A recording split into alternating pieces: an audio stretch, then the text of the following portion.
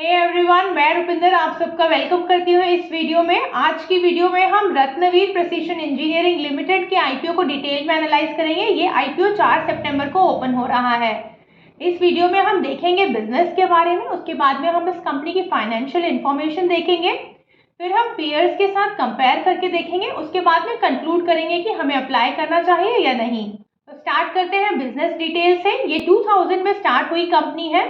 ये Vadodara Gujarat based company है। इनके 4 मैन्युफैक्चरिंग प्लांट्स हैं, जिनमें से 3 वडोदरा में है और 1 अहमदाबाद में है। कंपनी मैन्युफैक्चर करती है स्टेनलेस स्टील के फिनिश्ड शीट्स, स्टील के पाइप्स, स्टील के वॉशर्स, सोलार रूफिंग के हुक्स।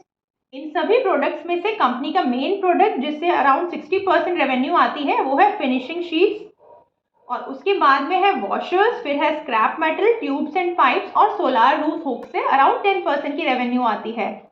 अगर हम कंपनी के मैन्युफैक्चरिंग कैपेसिटी यूटिलाइजेशन देखें तो जो मेन प्रोडक्ट फिनिशिंग शीट्स है उसकी करंट कैपेसिटी यूटिलाइजेशन 85% की है।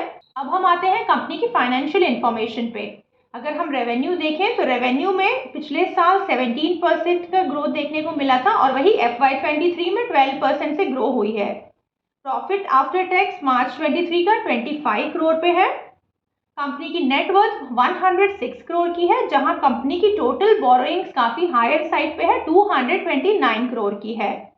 कंपनी की बोरोइंग्स हायर साइड पे है और आईपीओ से रेस किए गए पैसे में कुछ भी पैसा बोरोइंग्स रीपेमेंट में यूज नहीं किया जा रहा।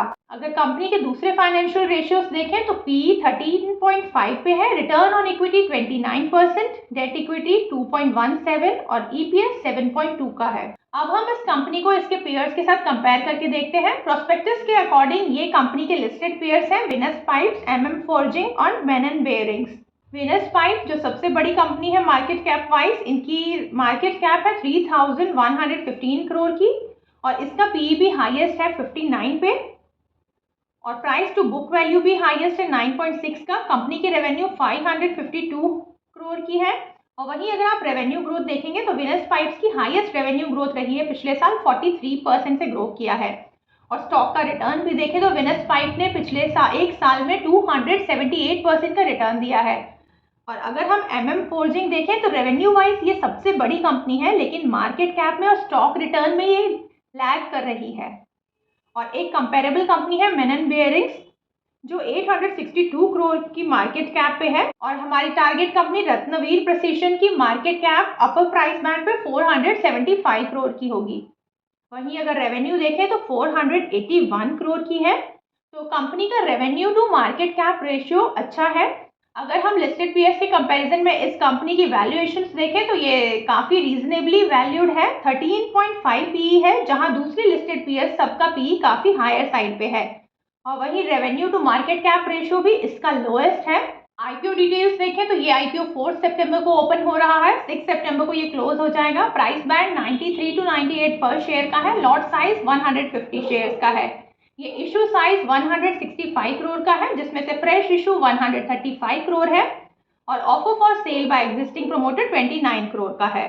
जो फ्रेश इशू से रेज किया गया पैसा है उसमें से 85 crore rupees working capital requirement में यूज किया जाएगा। एट प्रेजेंट अगर कंपनी के वर्किंग कैपिटल रिक्वायरमेंट देखें तो 82 करोड़ की है और कैश एंड बैंक कंपनी का 30 करोड़ का है।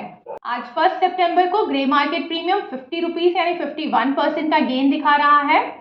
तो आईपीओ की लिस्टिंग काफी अच्छी एक्सपेक्टेड है। हम 2 दिन के लिए वेट कर सकते हैं और 3rd डे ऑफ आईपीओ हम अप्लाई कर सकते हैं, लुकिंग एट द सब्सक्रिप्शन और ग्रे मार्केट प्रीमियम ट्रेंड्स।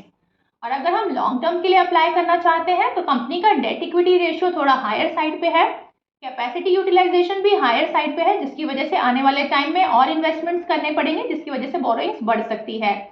और रेवेन्यू ग्रोथ भी कंपनी की जस्ट 12% पे है, जहां दूसरे पीयर्स की 40 to 30% की तक रेवेन्यू ग्रोथ है। तो ये थी हमारी आज की वीडियो आईपीओ रिव्यू के बारे में। मैं उम्मीद करती हूँ कि आपको ये वीडियो हेल्पफुल लगी हो। अगर अच्छी लगी हो तो लाइक शेयर सब्सक्राइब और अगर कुछ ना अच्छा लगा हो तो कमेंट बॉक्स में जरूर बताइएगा।